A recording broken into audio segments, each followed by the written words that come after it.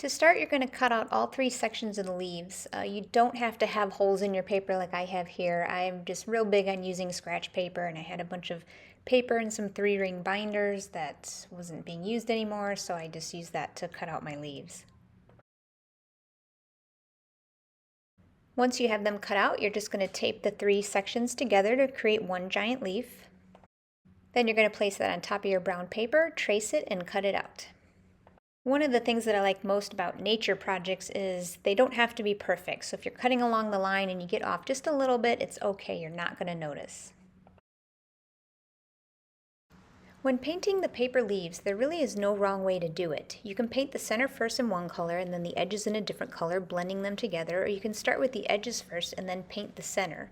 Or you can paint the entire thing one color and then paint over the edges or the center with a different color. The only thing I do recommend is painting quickly.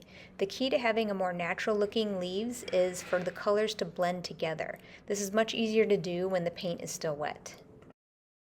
I'm going to spend about 7 minutes talking about how to mix your primary colors together to make secondary colors, and then also what colors you don't want to mix together. So if you don't have an interest in that, you can skip to the 8:28 mark to start with the painting of the leaves.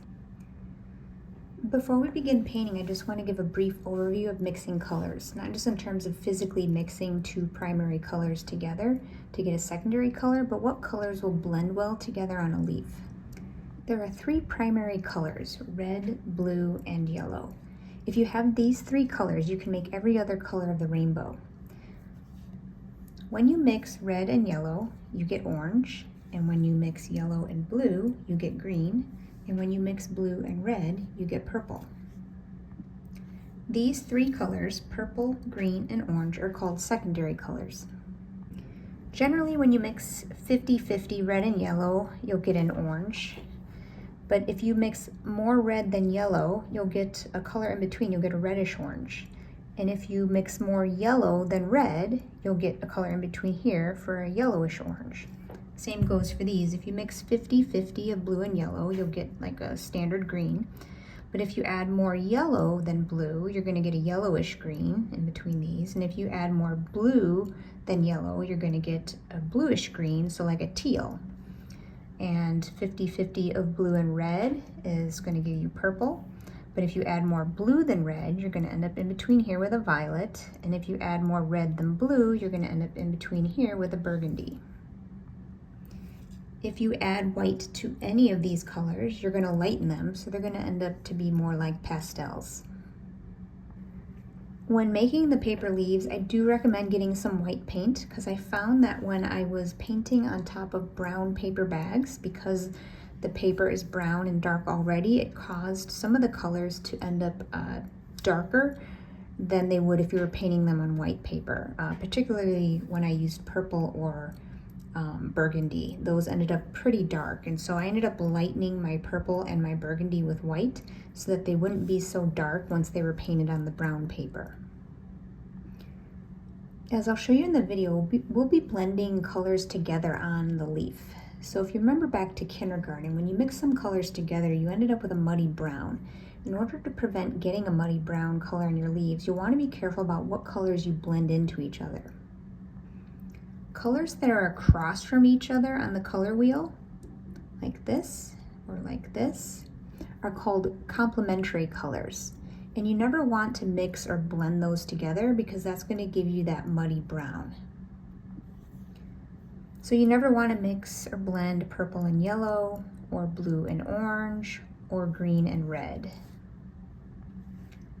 Colors that are safe to mix or blend together are colors that are next to each other on the color wheel. So you can safely blend red and orange, or yellow and orange, or red and yellow, because again, that makes orange. Or you can blend yellow and green, or you can blend green and blue, or blue and yellow, because that makes green. Or you can blend blue and purple, or purple and red, or again, blue and red, because that makes purple. For my particular leaves, I used purple and red for one set of leaves. And so when I blended those two together, where those two colors basically met, I ended up with a burgundy. And then for my other set of leaves, I did orange and red. So Basically did some orange in the center, red on the edges, and so then when I blended those as they met together, I ended up with like a reddish orange color. Now, as I mentioned, you don't want to blend colors that are across from each other, and you also never want to blend purple with orange or orange with green or green with purple because again, you're going to get the muddy brown colors.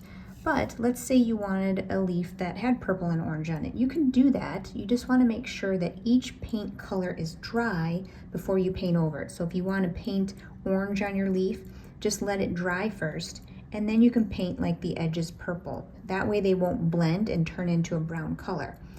When I go to do my leaves, one of the main things you want to do if you're blending colors, as I'll explain later, is you want to make sure the paint is still wet as you're blending.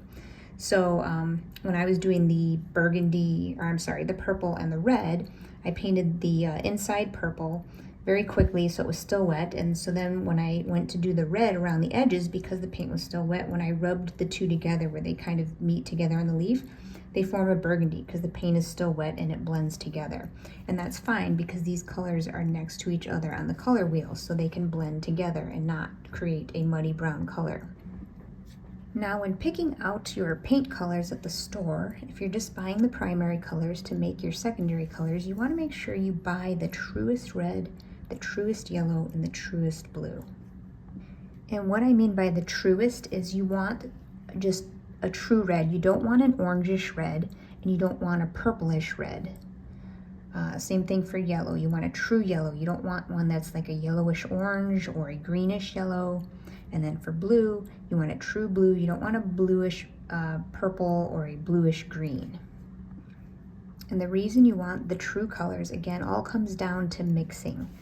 So let's say you bought the primary colors so that you can make your secondary colors. So let's say you've got a red and a yellow and you want to make your orange. If you didn't buy a true red, if you bought a red that's more like a purplish red, so it's basically like a burgundy, and you want to mix that red that you bought with the yellow to make orange.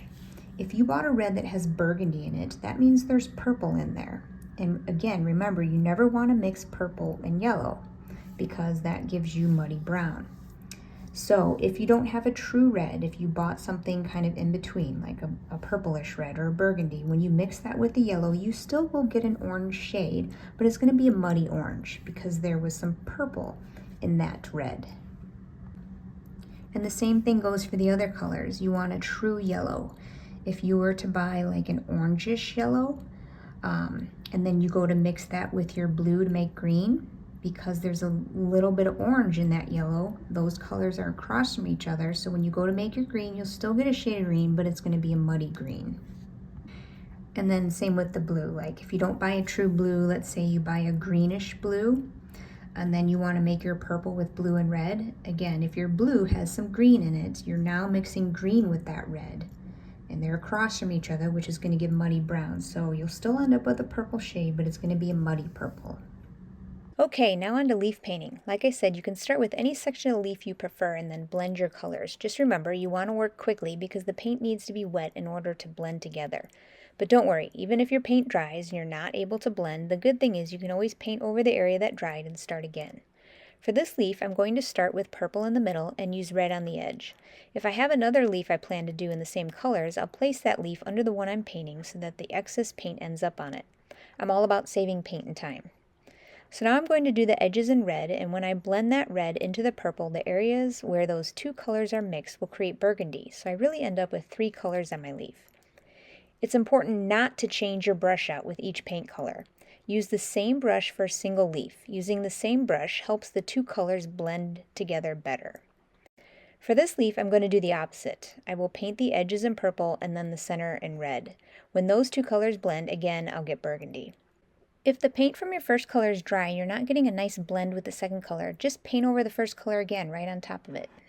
I recommend painting the edges on the back side of your leaf. When paper gets wet, it curls. This creates a great natural look for the leaves, but when the edges curl, you'll see that brown backside. So I just paint the edges so that any curled parts will show a natural leaf color on the backside instead of brown.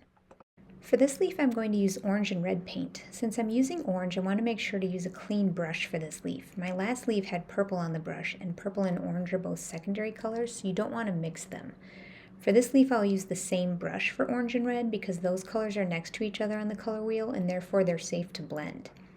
If you notice the green print on the bag, that's part of the bag. I didn't paint that. These bags are from Whole Foods and they have green vegetable prints on the outside of the bag. I liked the green print look, so that's the side I painted over. If your bag has print on it that you don't like, you can simply paint the other side of the paper that is blank. For this leaf, I painted the entire leaf orange and then painted the edges with red. After adding the red edges, I went over the edges again, brushing back and forth to blend the paint so it had more of a feathered look instead of a strong demarcation between the two colors. Again, I'm painting the edges on the back side since they will curl forward and I don't want to see brown edges. This leaf I'm also going to paint orange, but instead of adding red to the edges, I'm going to add it to the center.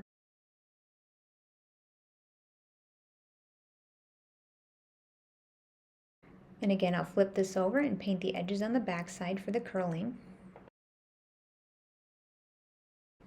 And now I'm adding my red paint to the center. Right after you finish painting, your leaf's going to look pretty flat. It just starts to curl once the paint dries. And you'll actually find that they curl quite a bit, probably more than you're going to want them to curl. So you can actually just use your hands to bend them back to make them a little bit more straight. So when it comes to attaching your leaves to the wall, you can just use some tape. I used tape on some of my leaves, but then some of the other ones, I had some scrap vinyl, so it's like used for decals and stencils. And I always keep scrap pieces. And so I had some, and so it's basically like tape. One side is not sticky and the other side is.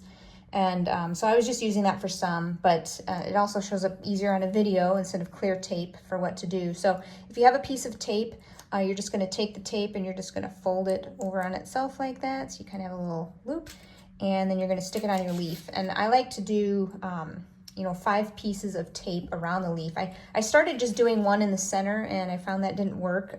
They were falling off the wall. I think part of it was the weight, and then with these edges, because they like to curl, I think that was creating more weight and having it fall off the wall. And so in addition to this not falling off the wall by putting 5 pieces on, I also found, they had some curl to it, which I liked, but if I just put a piece in the center, it curled so much, you almost couldn't tell it was a leaf.